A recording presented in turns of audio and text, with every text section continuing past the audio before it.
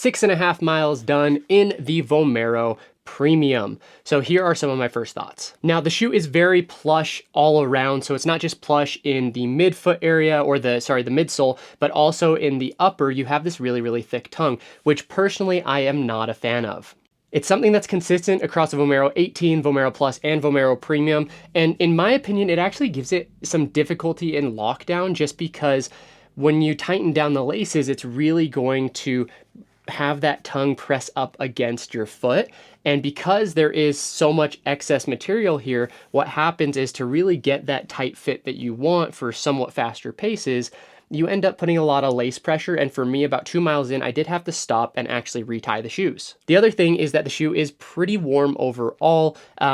That's kind of to be expected with the Vomero line, but you know, it's a little bit cooler weather right now here in Utah, and still I felt like my feet were overheating a little bit. So it's gonna be a great winter shoe, but this is a shoe that I would really struggle with, I think, for longer miles because of the warmth, but also because of the overall weight of the shoe.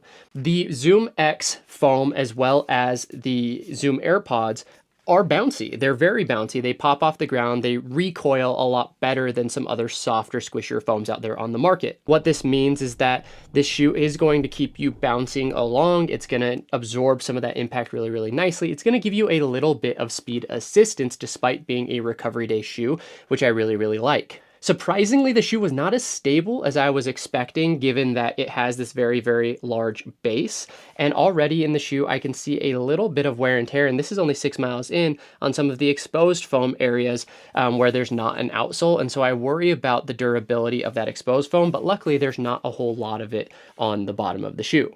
Now the shoe is very comfortable, it's very fun, and only one run in. Obviously, we don't have our full thoughts just yet, just some first preliminary thoughts there. But 6.5 miles in, I think for me at least, I'm really looking at the shoe primarily as just a recovery day, easy day shoe, not necessarily like a long run shoe like many people have used it.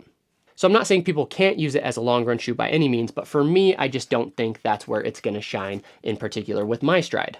Now we still have 25 plus miles to put on the shoe before it's ready for full review, which I will film and put on my YouTube channel. So if you're not subscribed there, please consider doing so today. But for now, if you've tried the shoe, I would love to hear your first impressions in the comments below. Thanks, everybody.